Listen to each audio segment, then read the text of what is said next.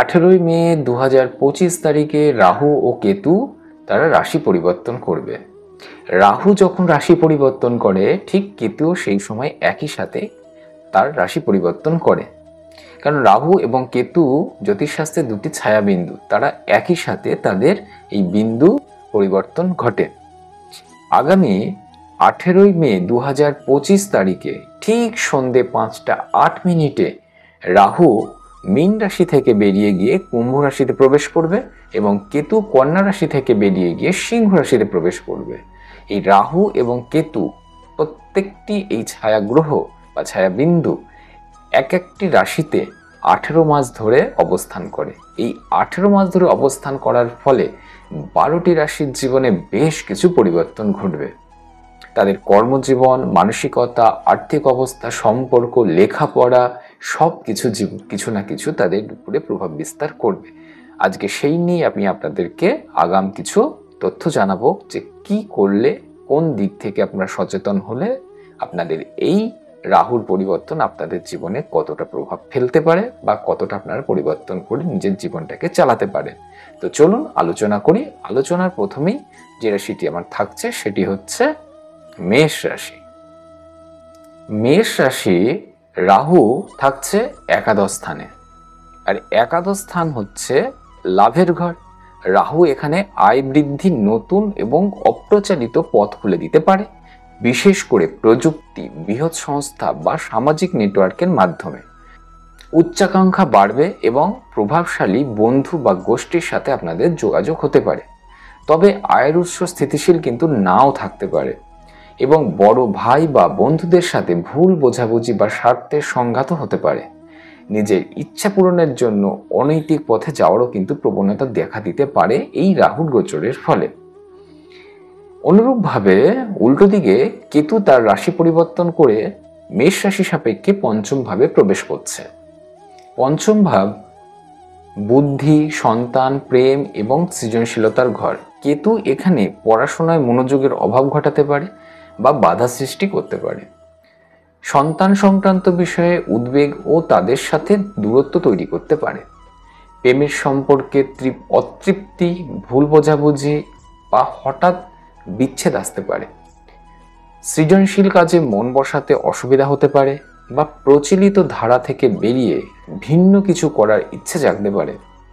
Share বাজার বা ফাটকা কারবারে অপ্রত্যাশিত ক্ষতি হওয়ার একটা সম্ভাবনা রয়েছে। আধ্যাত্মিক দৃষ্টিকোণ থেকে বিষয়গুলো দেখার চেষ্টা করলে সেখান থেকে কিন্তু অনেক ভালো ফল আপনারা পাবেন। বৃষ রাশি সম্পর্কে এবার চলুন আলোচনা করি। বৃষ রাশি সাপেক্ষে রাহু থাকছে তার দশম ভাবে। এটি কর্মের ঘর। এখানে রাহু কর্মজীবনে হঠাৎ উত্থান পতন আনতে পারে, নতুন কোনো কাজের সুযোগ আসতে পারে, ক্ষমতা বৃদ্ধি বা দায়িত্ব বৃদ্ধি এগুলো হতে পারে। তবে যে দায়িত্বটি আপনি পাবেন সেটি কিন্তু চ্যালেঞ্জের মুখে পড়তে হবে। কর্মক্ষেত্রে রাজনীতি বা ষড়যন্ত্রের শিকার আপনারা হতে পারে। উচ্চাকাঙ্ক্ষা পূরণের জন্য নিয়ম ভাঙার প্রবণতা একটা আপনাদের মধ্যে এই সময় দেখা দিতে পারে। যারা বিদেশি সংস্থার কাজের সুযোগ বা কাজের সূত্রে বিদেশ যাওয়ার চেষ্টা করছিলেন, এই সময় কিন্তু তারা সেই সুযোগটি পাবেন। তবে পিতার স্বাস্থ্য বা তার সাথে সম্পর্কিত যে সমস্ত জায়গাগুলো রয়েছে সেগুলোর প্রতি একটু বিশেষ নজর দিতে হবে।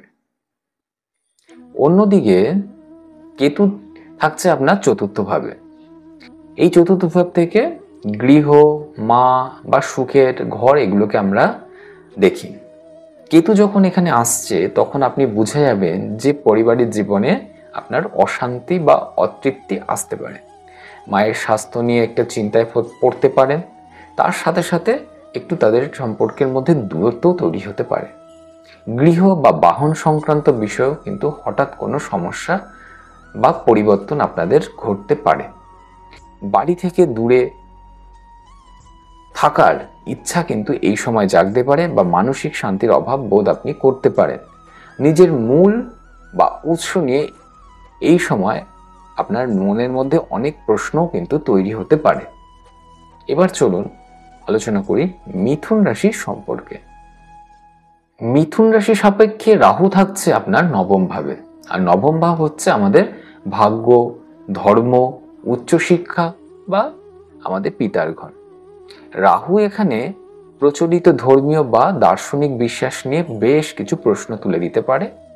উচ্চশিক্ষা বা গবেষণার জন্য বিদেশ যাত্রার সুযোগ আসতে পারে, কিন্তু সেই সুযোগে কিন্তু অনেক বাধা বিপত্তি তৈরি করবে। পিতার সাথে মতভেদ বা তার স্বাস্থ্য নিয়ে চিন্তা হতে পারে। গুরু বা শিক্ষকদের সাথে সম্পর্কের একটা প্রভাব বিস্তার করতে পারে বা প্রভাবিত করবে। তীর্থযাত্রায় অপ্রচলিত স্থানে যাওয়ার ইচ্ছে জাগতে পারে। ভাগ্যের অপ্রত্যাশিত পরিবর্তন ঘটে যাবে ঠিক এই মুহূর্তে। রাহু যেরকম আপনার নবম ভাবে থাকছে, অন্যদিকে ঠিক কেতু থাকছে আপনার তৃতীয় ভাবে।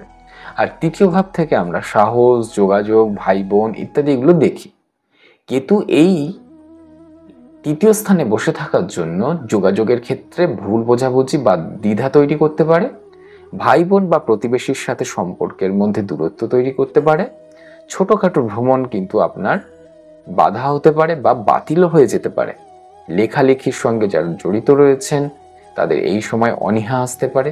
যারা সৃজনশীল বা সৃষ্টিশীল কোনো কাজের সঙ্গেও যুক্ত আছেন তাদেরও কিন্তু এই সময় অনেক কিছু প্রবলেম আসবে।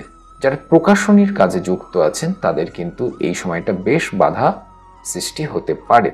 মাঝে মাঝে সাহসের অভাব দেখা দিতে পারে, তবে ঝুঁকি নিয়ে কোনো কাজ করবেন না। ঝুঁকি নিয়ে কাজ করলে সেখানে বিপদ হওয়ার সম্ভাবনা বেশি থাকছে। এইবার বলবো কর্কট রাশি সম্পর্কে। কর্কট রাশি সাপেক্ষে রাহু থাকছে অষ্টম ভাবে। আর অষ্টম ভাব থেকে আমরা আয়ু বিচার করি বা গোপনীয়তা বিচার করি বা হঠাৎ আকস্মিক কোনো ঘটনা বা দুর্ঘটনাকে বিচার করি বা উত্তরাধিকার সূত্রে কিছু প্রাপ্তি বা আকস্মিক প্রাপ্তির ঘরকেও আমরা এটা বিচার করে থাকি। রাহু এখানে যখন অবস্থান করছে, এখান থেকে স্বাস্থ্যের প্রতি বিশেষ একটা আপনাদের মনোযোগ দিতে হবে। পুরনো কোনো রোগ ফিরে আসতে পারে বা হঠাৎ কোনো বড় কোনো জটিল রোগের মধ্যে আপনি পড়ে যেতে পারেন এই কর্কট রাশির জাতক জাতিকারা। দুর্ঘটনা, অস্ত্রোপচার বা অপ্রত্যাশিত সংকট থেকে সাবধান থাকতে হবে এই সময়টা। গোপন শত্রু আপনাদের বাড়তে পারে, তবে গবেষণা, গুপ্তবিদ্যা, বীমা, উত্তরাধিকার সূত্রে হঠাৎ অর্থ লাভের সম্ভাবনা রয়েছে। শ্বশুরবাড়ির সাথে সম্পর্ক একটু প্রভাবিত করতে পারে এই সময়।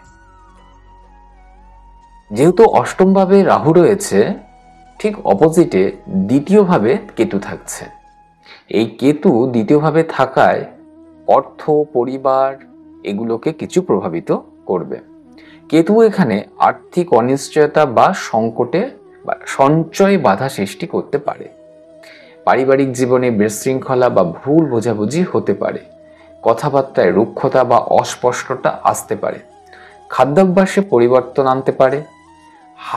মুখ বা দাঁতের সমস্যা দেখা দিতে পারে। বস্তুগত জীবনের প্রতি অনাসক্তিও জন্মাতে পারে এই সময়। এইবার বলি সিংহ রাশি সম্পর্কে। সিংহ রাশি সাপেক্ষে রাহু থাকছে সপ্তম ভাবে। সপ্তম ভাব থেকে বিবাহ, অংশীদারিত্ব বা ব্যবসা এগুলোকে আমরা বিচার করে থাকি। রাহু এই সপ্তম ভাবে থাকার ফলে এখানে বেশ কিছু প্রভাব বিস্তার করবে। রাহু এখানে দাম্পত্য জীবনে বা ব্যবসায়িক অংশীদারিত্ব বা হঠাৎ পরিবর্তন বা উত্তেজনা বা অপ্রচলিত সম্পর্ক তৈরি করতে পারে।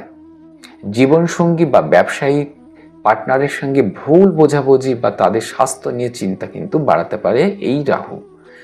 নতুন চুক্তি বা সম্পর্ক স্থাপনের আগে খুব ভালোভাবে সতর্কতা অবলম্বন করুন বা সতর্ক থাকুন, নচেত সেখান থেকে বিপত্তি বাড়তে পারে।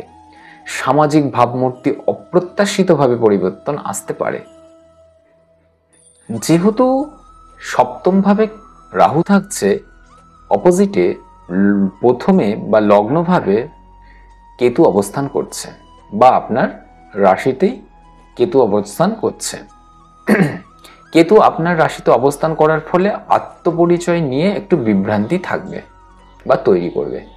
অস্থিরতা তৈরি হবে এবং জীবনে কি চান তা নিয়ে কিন্তু সংশয় তৈরি হতে পারে। স্বাস্থ্যের ওঠানামা হতে পারে। একাকিত্ব বোধ তৈরি হতে পারে। নিজেকে গুটিয়ে নেওয়ার একটা ইচ্ছা জাগতে পারে। আধ্যাত্মিকতার দিকে ঝোঁক বাড়বে এবং জাগতিক বিষয়ের প্রতি অনীহা দেখা দিতে পারে। সিদ্ধান্ত নিতে একটু অসুবিধায় পড়তে পারেন এই সময়। এইবার বলবো কন্যা রাশি সম্বন্ধে। কন্যা রাশি সাপেক্ষে রাহু থাকছে তার ষষ্ঠ ভাবে। ষষ্ঠ ভাব হচ্ছে শত্রুর জায়গা, রোগের জায়গা, ঋণের জায়গা। রাহু এখানে বেশ কিছু প্রভাব বিস্তার করবে কন্যা রাশি জাতক জাতিকদের উপর। রাহু এখানে শত্রু বা প্রতিযোগিতাদের উপরে বিজয় এনে দিতে পারে। আইনি মামলায় সাফল্য বা ঋণ থেকে মুক্তি পেতে পারেন। চাকরির ক্ষেত্রে উন্নতি বা পরিবর্তন দেখা দিতে পারে। সেবামূলক কাজে আগ্রহ বাড়তে পারে। তবে হজমের সমস্যা, অ্যালার্জি বা যে কোনো রকম শরীর নিয়ে সমস্যায় পড়তে পারেন।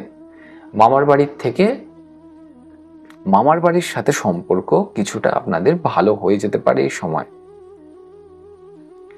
ষষ্ঠ ঘরে যেহেতু রাহু থাকছে, অনুরূপে কেতু থাকছে দ্বাদশতম ঘরে, অর্থাৎ 12তম ঘরে।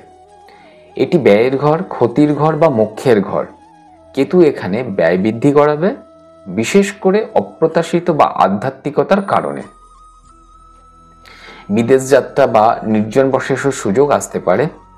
হাসপাতাল বা কারাগার সংক্রান্ত বিষয়ে জড়িয়ে পড়ার একটা সম্ভাবনা রয়েছে। ঘুমের সমস্যা বা অদ্ভুত স্বপ্ন দেখা দিতে পারে। গোপন শত্রু থেকে সাবধান থাকতে হবে। আধ্যাত্মিকতায় অনুশীলন বা ধ্যানের জন্য এই সময়টা খুব ভালো। তুলা রাশি সাপেক্ষে রাহু থাকছে পঞ্চম ভাবে। পঞ্চম ভাব থেকে বুদ্ধি, সন্তান, প্রেম, সৃজনশীলতা এগুলো আমরা দেখি। রাহু এই ক্ষেত্রে তীব্র আকাঙ্ক্ষা এবং অপ্রচলিত পদ্ধতির জন্ম দেবে। সন্তানের বিষয়ে অতিরিক্ত চিন্তা বা তাদের সাথে সম্পর্কের একটা চ্যালেঞ্জ নিয়ে আসতে পারে। প্রেমের সম্পর্কে তীব্রতা থাকলেও তা অস্থিতিশীল হতে পারে। সৃজনশীলতায় নতুনত্বের ছোঁয়া লাগবে। শেয়ার বাজারে বা ফাটকা কারবারে হঠাৎ লাভ বা ক্ষতির সম্ভাবনা থাকবে, তাই ঝুঁকি নেওয়ার আগে ভেবে চিন্তে ঝুঁকি নেবেন। শিক্ষার্থীদের ক্ষেত্রে কিন্তু বেশ বাধা বিপত্তি হতে পারে। রাহু যেহেতু পঞ্চম ভাবে থাকছে, অনুরূপে কেতু থাকছে একাদশতম ভাবে।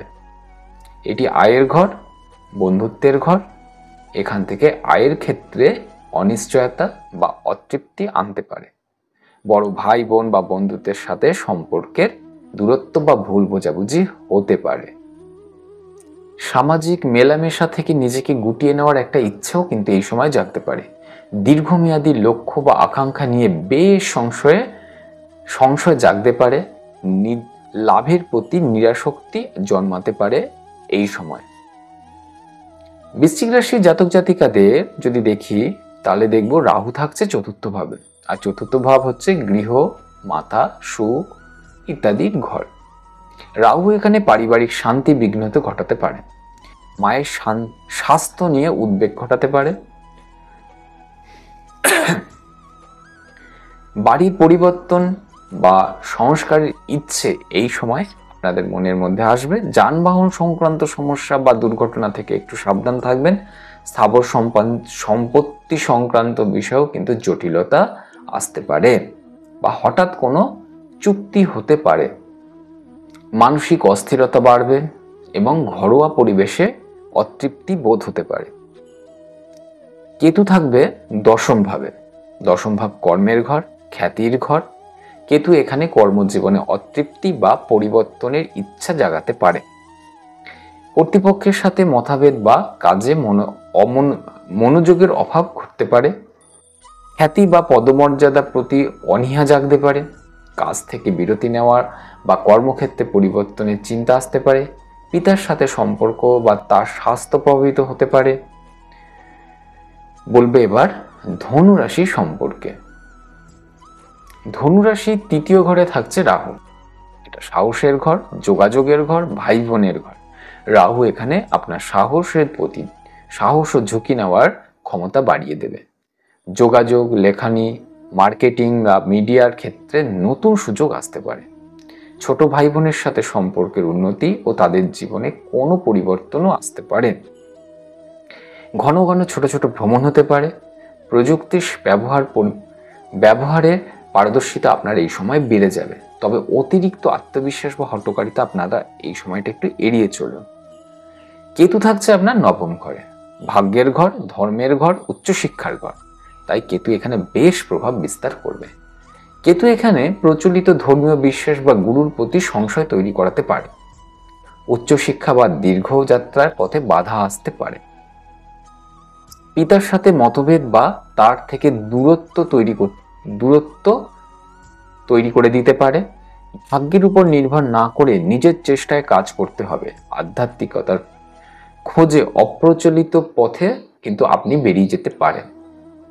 এবার আসুন বলি মকর রাশি সম্পর্কে। মকর রাশি রাহু থাকছে দ্বিতীয় ভাবে, অর্থ, পরিবার বা কথার ঘর। এটি আমাদের বাকশক্তির ঘর। এটি রাহু এখানে আর্থিক অবস্থার আকস্মিক পরিবর্তন আনতে পারে। লাভ বা ক্ষতি দুই কিন্তু করিয়ে দিতে পারে এই লাভ। রাহু যখন দেবে অনেক দেবে, যখন নিয়ে যাবে অনেকটাই নিয়ে যাবে। অপ্রচলিত উপায়ে অর্থ উপার্জন করার চেষ্টা করতে পারেন। পারিবারিক জীবনে কিছু অস্থিরতা বা নতুন সদস্যের আগমন ঘটতে পারে। আপনার কথাবার্তা খুব প্রভাবশালী বা বিতর্কিত হতে পারে। খাদ্যাভ্যাসে কিছু অনিয়ম বা অদ্ভুত জিনিসের প্রতি আপনার আকর্ষণ বেড়ে যেতে পারে। এই সময় আপনার সঞ্চয় করা একটু কঠিন হয়ে দাঁড়াবে। অনুরূপভাবে কেতু থাকছে আপনার অষ্টম ভাবে। এটা যেহেতু আয়ুর ঘর, গোপনীয়তার ঘর, আকস্মিক কিছু পাওয়ার ঘর। কেতু এখানে গুপ্তবিদ্যা বা গবেষণা বা আধ্যাত্মিক বিষয়ে গভীর অন্তর্দৃষ্টি দিতে পারে। পুরনো বা গোপন রোগ থেকে মুক্তি মিলতে পারে, অথবা নতুন কোনো জটিল রোগ দেখাও দিতে পারে। উত্তরাধিকার বা জীবনসঙ্গীর অর্থ সংক্রান্ত বিষয়ে বিচ্ছিন্নতা আনতে পারে। আকস্মিক ঘটনা বা সংকটের মুখোমুখি ফেলে দিতে পারে। তবে তা থেকে বেরিয়ে আসার পথও কিন্তু আপনি খুঁজে পাবেন। চলুন এবার বলবো কুম্ভ রাশির সম্পর্কে। কুম্ভ রাশির রাহু থাকছে লগ্ন ভাবে, অর্থাৎ রাশিতেই আপনার রাহু থাকছে। রাহু আপনার নিজের রাশিতে আসায় আপনার ব্যক্তিত্ব, স্বাস্থ্য এবং জীবন দৃষ্টির উপর সরাসরি প্রভাব ফেলবে। আপনি আরো উচ্চাকাঙ্ক্ষী, স্বাধীনচেতা এবং কিছুটা খামখেয়ালি হয়ে উঠতে পারেন।